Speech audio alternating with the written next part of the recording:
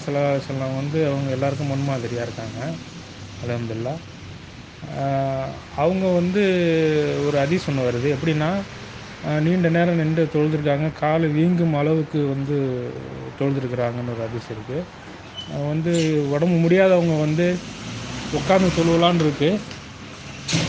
அப்படி இருக்கும்போது ஏன் அவங்க இவ்வளோ சிரமப்பட்டு கடுமையாக இது பண்ணியிருக்கிறாங்க? கொஞ்சம் வேலைக்கு சொல்லணும் சொல்லாமல். ஐயம்பேட்டையை சேர்ந்த ஹபீப் ரஹ்மான் என்ன கேட்குறாங்கன்னா, புகாரில் ஒரு ஹதீஸை மென்ஷன் பண்ணி கால்கள் வீங்கும் அளவுக்கு நபிகள் நாயகம் ஸல்லல்லாஹு அலைஹி வஸல்லம் ஏன் தொழுதாங்க? ஒரு ஹதீஸில் வருது. எப்படி வருதுன்னு கேட்டால், ரசூல் ஸல்லல்லாஹு அலைஹி வஸல்லம் அவர்கள் சொல்லி தொழுவார்கள் ஹத்தா தரிமு கதமாகும் சாக்காகும், அவங்களுடைய பாதம் வந்து வீங்கி போற அளவுக்கு தொழுவார்கள். அவங்கள்ட்ட கேட்கப்படும், ஏன் இப்படி தொழுவுறீங்கன்னு கேட்கப்படுது. அஃபலா அக்கூன அப்தன் ஷக்கூரா, நான் நன்றி உள்ள ஒரு அடியானாக இருக்கக்கூடாதா என்று ரசூல் ஸல்லல்லாஹு அலைஹி வஸல்லம் கேட்டிருக்கிறாங்க.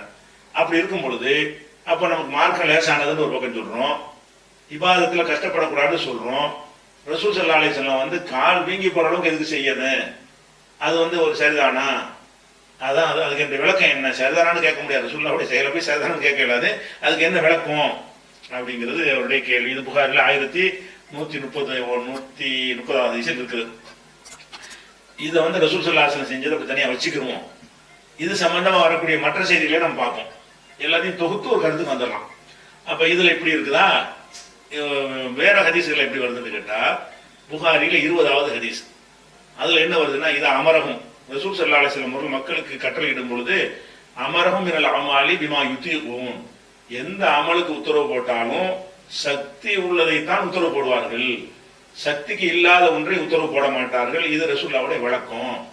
அப்ப என்ன செய்யறாங்கன்னா, சஹாபாக்கள் எல்லாம் கேட்கறாங்க, இன்னா லஸ்னா கஹை கத்திக்க யார சொல்லலாம், அல்லாஹ்வுடைய தூதரே நாங்க உங்களை போல கிடையாது, நீங்க கொஞ்சமா எங்களுக்கு இபாதத்தை சொல்றீங்க, நீங்க நிறைய செய்றீங்க, நாங்க உங்களை மாதிரி இல்லையே. ஏன்னா இன்னல்லாஹ் கது கஃபரலக மா தகத்தம் தம்பிக மா தஅக்கர், உங்களுக்கு அல்லாஹ் வந்து முன்பின் பாவத்தை எல்லாம் மன்னிச்சுட்டான், நீங்க எப்படி இருக்கும்போது எங்களுக்கு கொஞ்சமா சொன்னீங்கன்னு சொன்னா எப்படி நாங்க வந்து தேர்வதுங்கிற கருத்துல கேட்கறாங்க. இதை கேட்டோம் ரசூலுல்லாஹ்வுக்கு எப்படி முகம்லாம் கோபத்துல சிவந்து போய், உங்களை விட அல்லாஹ்வை நான் அதிகம் பயப்படுறவன், அல்லாஹ்வை ரொம்ப அறிஞ்சவன் என்று சொல்கிறார்கள். அப்ப ரசூல் ஸல்லல்லாஹு அலைஹி வஸல்லம் அவர்கள் மக்களுக்கு கற்றுக் கொடுத்தது எப்படி இருக்குன்னா, கொஞ்சமா இருக்குது, சக்திக்கு உட்பட்டதா இருக்கிறது. அவங்களுக்கு அது கொஞ்சம் தெரிகிறது. இது கொஞ்சமா இருக்குது, எப்படி உங்களுக்கு சரியா வரும், அல்லாஹ் மன்னிச்சுட்டான் எங்களுக்கு சரியா வருமா அப்படிங்கிற கருத்துல கேட்கும் பொழுது கோவப்பட்டு என்ன செய்யறாங்க, இந்த கேள்வி அவாய்ட் பண்றாங்க. அப்ப ரசூல் ஸல்லல்லாஹு அலைஹி வஸல்லம் அவர்கள் மக்கள் வந்து சிரமப்படக்கூடாது என்பதுல கவனம் செலுத்தி இருக்கிறார்கள். இது அந்த சம்பவத்துக்கு மாற்ற மாதிரி தெரியுது. இதை மனசுல வச்சுக்கிறேன். இது புகாரி 20. அதே மாதிரி ரசூல் ஸல்லல்லாஹு அலைஹி வஸல்லம் வீட்டுக்கு வர்றாங்க. வந்தா அவங்க மனைவிட்ட வந்து ஆயிஷா நாய்கிட்ட இன்னொரு பெண்மணி வந்து பேசிக்கிட்டு இருக்கிறாங்க. பக்கத்து வீட்டுல இது வந்து பேசிக்கிட்டு இருக்கிறாங்க. பேசிக்கிட்டு இருந்த பிறகு என்ன செய்யறாங்கன்னா, அவங்க வந்து பேசிட்டு போன பிறகு மன் ஹாதிஹி, ஒரு அம்மா வந்து உன்கிட்ட பேசிட்டு இருந்தாங்களா, அவங்க யாரு கேட்கிறாங்க. அப்ப ஆயிஷா நாயகி சொல்றாங்க, ஃபுலானத்துன் ததுகுர் மின் ஸலாத்திஹா, அவங்க வந்து இன்னாருன்னா அந்த பேருக்கிற சொல்லியிருப்பாங்க, அது ஹதீஸ்ல வரல. அவங்க இன்னாரு மக இன்னாருன்னு சொல்லிட்டு ததுகுர் மின் ஸலாத்திஹா, அந்த பெண்ணுடைய அந்த தொழுகையை பற்றி புகழ்ந்து சொன்னார்கள். ஆயிஷா நாயகி அவங்க இன்னாரு தெரியுமா அவங்களுக்கு, தொழுகைன்னு அப்படி தொழுவாங்க, எப்ப பார்த்தாலும் மூழ்கிடுவாங்க தொழுகையில இப்படி சொல்லுவோம்ல. அந்த பெண்ணுடைய தொழுகையை வந்து ஆயிஷா நாயகி வந்து ரொம்ப பாராட்டி ரசூலுல்லாஹ்ட்ட சொல்றாங்க. அப்ப ரசூலுல்லாஹ் என்ன செய்யறாங்க, நம்ம நிப்பாட்டு, அலைக்கும் பிமா துதீகூன், உங்களுக்கு சக்தி உள்ளதை செய்யுங்கள், வல்லாஹி லா யமல்லுல்லாஹு ஹத்தா தமல்லு, நீங்கள் சரிப்படையாதவர்கள் அல்லாஹ் சரிப்படைய மாட்டான். அல்லாஹ்வுக்கு நீங்க 21 வருஷம் அல்லாஹ்வுக்கு என்ன, நீங்க தான் நிக்க போறீங்க. அப்ப உங்களுக்கு சலிப்பு வந்துச்சுன்னு சொன்னா அது என்ன செய்யும், அல்லாஹ்வுக்கும் சலிப்பாகி போயிடும். அப்ப சடைவு அடைகிற அளவுக்கு நீங்க செஞ்சிடாதீங்க அப்படின்னு சொல்லிட்டு, கான அகப்பத்தீன் இலகி மாதாம அழகி சாஹிபு, அவருக்கு பிடித்தமான மார்க்கம் எதுன்னு கேட்டால், ரசூலுல்லாஹ்வுக்கு பிடித்தமான மார்க்க வழிமுறை எது என்று கேட்டால், எதை தொடர செய்ய முடியும் அதுதான். செத்தோன்னு வைங்களேன், தொடர செய்ய முடியாது.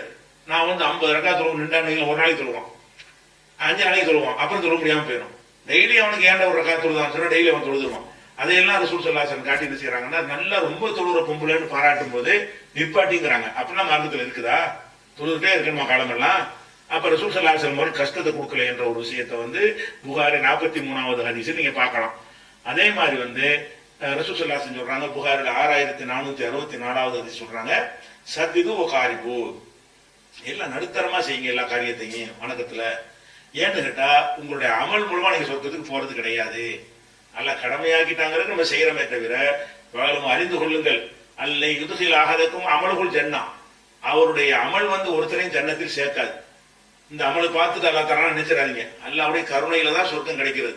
அதனால அவனுக்கு நீ செய்யற இந்த இந்த இபாதத்துக்கு வந்து சொர்க்கம் தரலாம் முடியாது. சும்மா ஒரு மாதிரி சாப்பாடு போடலாம் அவ்வளவு, அந்த மாதிரி தான் நீங்க செய்யறதுக்கு கூலி கொடுக்கறதா இருந்தா. அல்ல என்ன செய்யறான், அதோட கோடான கோடி மடக்கு தருகிறான். அப்ப அமலுக்கு தர்றான், அருளால் தருகிறான். அப்ப ரசூலுல்லாஹ் என்ன செய்யறாங்கன்னா, வாழும் அறிந்து கொள்ளுங்கள் இன்னகுல யுதுகில் ஆகதற்கும் அமலுகுல் ஜன்னா, அவருடைய அமல் யாரையும் சொர்க்கத்துல சேர்க்கவே சேர்க்காது சொல்லிட்டு அமல்களை வந்து தொடர்ச்சியா செய்யுங்க. கொஞ்சமா இருந்தா ஒயின் கல்ல அஹபுல் அமாலி அதுவுமுகா ஒயின் கல்ல, அல்லாஹ்வுக்கு பிடித்தமான அமல் எது என்று கேட்டால் கொஞ்சமா இருந்தாலும் தொடரா செய்ய வேண்டும். இது புகார்ல 6464 ஹதீஸில் இருக்கிறது. இதுல என்ன பண்றாங்கன்னா அப்படிதான் சொல்லி காட்டுறாங்க. அதே மாதிரி வந்து அதே புகாரில் 5063 ஹதீஸ், பரவலாக நீங்க எல்லாம் அறிந்து வைத்திருக்கிற ஒரு ஹதீஸ். 3 பேர் வந்து ரசூலுல்லாஹ்வை பார்க்க வர்றாங்க. ரசூலுல்லாஹ்வுடைய இபாதத்தை பற்றி அவங்க என்ன செய்யறாங்க கேட்கிறாங்க. கேட்கும்போது ரசூலுல்லாஹ்வுடைய இபாதத்தை பற்றி ஆயிஷா நாயகி விளக்கி சொல்றாங்க. விளக்கும் போது அவங்களுக்கு என்ன செய்யறதுன்னா, இன்னும் இப்படித்தானா நம்ம ரசூலுல்லாஹ் ரொம்ப வணங்குவாங்கன்னு நினைச்சோம், கொஞ்சமா தெரியுது அப்படின்னு நினைக்கிறாங்க. அப்ப நம்ம எங்க ரசூலுல்லாஹ் எங்க, அவங்களுக்கு எல்லா பாவத்தை எல்லாம் மன்னிச்சுட்டான், அவங்க கம்மியா சொல்றதான்னு பரவாயில்லை, நமக்கு வந்து அப்படி சரி வராதுன்னு சொல்லிவிட்டு ஒருத்தர் என்ன சொல்றாருன்னு கேட்டா, அம்மான சொல்லி இல்லையில் அப்பதான் நான் வந்து ராத்திரி பூரா தொழுதான் போறேன், ரசூலுல்லாஹ்வுக்கு கொஞ்சம் தொழுதா போதும், நல்லா மன்னிச்சுட்டான், எங்களுக்கு பத்தாது அப்படிங்கிறாரு. இன்னொருத்தர் சொல்றாரு, நான் அசுமு தகர, நான் வந்து காலமெல்லாம் நோன்பு வைப்பேன், ஏதாவது 30 நாள் 365 நாள் நோன்பு வைக்க போறேங்கிறாரு. அவரு ஒரு அவஸ்தியர் நோன்பை விடவே மாட்டேங்கிறாரு. இன்னொருத்தர் சொல்றாரு, ஆனா ஆத்துசல் நிசா பல அத்த சபோஜபதா, நான் வந்து பெண்களை விட்டு விலக போறேன், கல்யாணம் பண்ண போறது இல்லை, கல்யாணம் பண்ணா சம்பாதிக்கணும் போகணும், அவங்களுக்கு கடமை செய்யணும் வந்துருது, இபாதத்தை செய்யுது அல்லாஹ் வணங்க முடியாது அப்படின்னு பேசிக்கிட்டு இருக்கிறாங்க. அப்ப ரசூல் ஸல்லல்லாஹு அலைஹி வஸல்லம் வந்துட்டாங்க. வந்தவொடனே என்ன செய்யறாங்கன்னா, ஆயிஷா நான் இதை சொன்ன உடனே கூப்பிடுறாங்க, இதை நீங்க தான் சொன்னீங்களா, இப்பெல்லாம் சொன்னது யாரு, நீங்க தானா? ஆமா நாங்க தான். அப்ப ரசூலுல்லாஹ் சொல்றாங்க, நல்லா அறிஞ்சுக்கிறங்க, அல்லாஹ்வை நான் அஞ்சுகிறேன், உங்களை விட அதிகமா அஞ்சுகிறேன், ஆனாலும் நான் நோன்பு வைக்கவும் செய்யறேன் வைக்காமல் இருக்கிறேன். 365 நோன்பு நான் வைக்கிறது கிடையாது. ஒரு நாள் நோன்பு வைக்கிறேன், ஒரு நாள் நோன்பு வைக்காம இருக்கிறேன். இறையச்சம் அதிகமா இருக்கிற நானே அவ்வளவு செய்கிறேன்.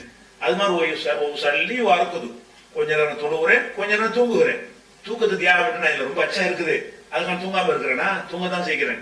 அத்த சபத்து நிசா, பெண்களை திருமணம் வேற செய்து கொள்கிறேன். அப்படி இருக்கக்கூடிய நேரத்துல இறையச்சம் இருந்த நானே இப்படி செய்யும் பொழுது உங்களுக்கு என்ன இருக்குது, பமன் ரதிபான் சுன்னத்தி கொலைசம் எண்ணி, எனது வழிமுறையை புறக்கணிக்கிறவன் என்னை சேர்ந்தவன் இல்ல. அப்ப இந்த புகார்ல 5063 ஹதீஸ் என்ன சொல்லுதுன்னு கேட்டா, அல்லாஹ்வுக்கு வணக்கம்ங்கிற பேர்ல இப்படி அதிக ரிஸ்க் எடுத்து சிரமப்பட்டு அப்படி செய்யணும்னு சொல்லி தரக்கூடிய ஒரு மார்க்கமாக கிடையாது. இதே மாதிரி புகார்ல 1150 ஹதீஸ் எடுத்துக்கிட்டீங்கன்னா, ரசூல் ஸல்லல்லாஹு அலைஹி வஸல்லம் பள்ளிவாசலுக்கு வர்றாங்க. வந்தா 2 தூணுக்கு நடுவுல ஒரு கயித்தை கட்டி தொங்க விட்டுருக்காங்க. 2 தூணு நடுவுல ஒரு கயிறை கட்டி தொங்க விட்டுருக்காங்க. என்ன அந்த கயிறுன்னு கேட்கறாங்க. அது என்ன கயிறுன்னு கேட்டா, இது ஜெய்னப் அவங்களுக்கு கட்டப்பட்ட ஒரு கயிறு. அவங்க தொழுதுட்டே இருப்பாங்க, தொழுது அப்படியே தூக்கம் வந்துருச்சுன்னு சொன்னா அந்த கயித்தை பிடிச்சுக்கிறாங்க, அப்படியே விழுந்துடக்கூடாதுக்காக வேண்டி அதை பிடிச்சு கொள்வதற்காக கட்டி வச்சிருக்கிறாங்க அப்படின்னு சொல்றாங்க. அப்ப ரசூல் என்ன செய்யறாங்கன்னா, லா இது சரியில்லை, கல்லு அதை இருந்துச்சுங்க சொல்லுஹு, அதை வெட்டி அப்படி தெரியுங்க, சொல்லி அதுக்கும் நிஷாத்தகு, உங்கள ஒரு ஆள் தொழுவது மன ஈடுபாடோட சந்தோஷமா இருக்கும்போது தொழுவட்டும். பொய்தா பத்தர சடைவோ தூக்கமோ வந்து விட்டது என்று சொன்னால் பொல்லிய உட்கார்ந்து தொழுவு, நீ இப்படி தூக்கத்துலேயும் தெரிஞ்சது ஆவன் உனக்குன்னு இருக்குது, நல்லபடியா நல்ல நிதானமா தொழ முடிஞ்சா தொழுவு, இல்லாட்டி அப்ப இப்படி கஷ்டப்பட்டு கால் வலி வர்ற அளவுக்குலாம் செய்யறதுன்னு வருது அந்த ஹதீஸ். அதுக்கு மாற்றமாக உள்ள கருத்தை இந்த ஹதீஸ் தருகிறது. 1150 புகாரில் தருகிறது. அதே மாதிரி வந்து ரசூல் ஸல்லல்லாஹு அலைஹி வஸல்லம் சொல்றாங்க, ஒரு தடவை முதல் சொன்ன ஒரு ஹதீஸ் தொடர்ச்சியான ஒரு விஷயம், உங்களை யாரும் அமலால சொர்க்கத்துக்கு போக முடியாதுங்கிறாங்க.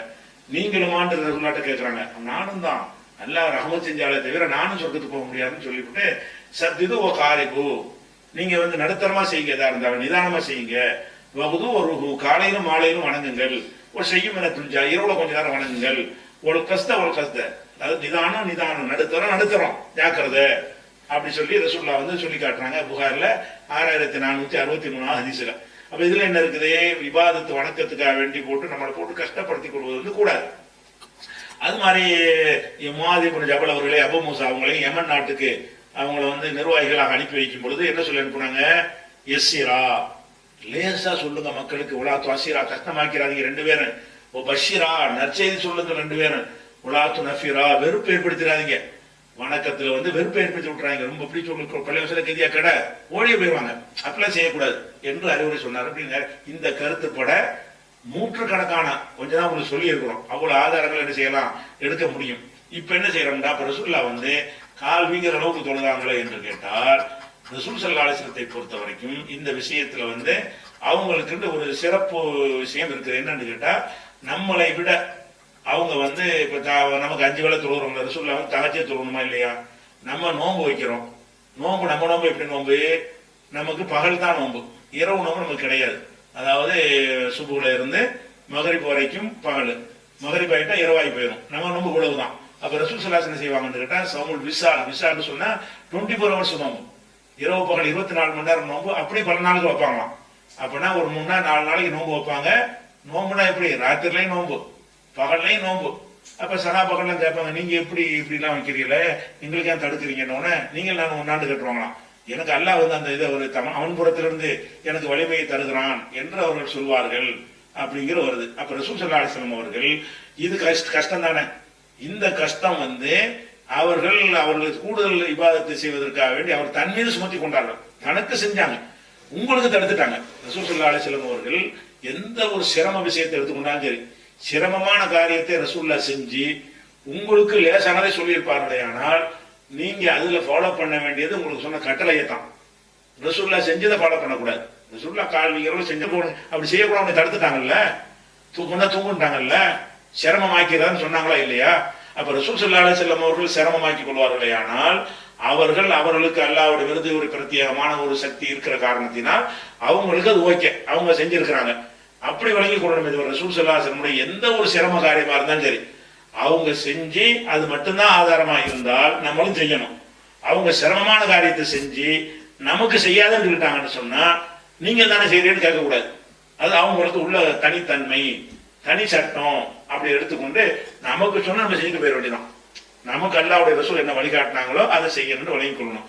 அது போக நீங்க சொன்ன அந்த ஹதீஸ்லயே கூட இந்த கால் வீங்கிறதுன்னு சொல்றாங்க இல்லையா, அது வந்து ஒரு இலக்கியமா சொல்லுவார். ரொம்ப அடிக்கும்போது கால் வீங்கிறவங்க நினைக்கிறேன் அப்படி சொன்ன வாசகமாகத்தான் அதை எடுத்துக்கொள்ள முடிகிறது.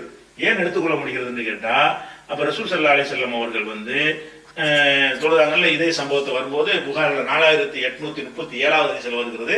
ரசூல் அந்த மாதிரி கால் வீங்கிற அளவுக்கு தொழுவாங்கன்னு சொல்லிட்டு அப்புறமேல் அம்மா கஸ்ருல் அஹ்மு, அவங்களும் கொஞ்சம் சதை போட்ட பொழுது, ரசூல்லா வந்து கொஞ்சம் லீனா இருப்பாங்க ஆரம்பத்துல, அம்மா கஸ்ருல் அஹ்மு, அவங்களுக்கு கொஞ்சம் சதை போட்ட பொழுது சல்லா ஜாலிசன், அப்புறம் உட்கார்ந்தான் சொல்லுவாங்க.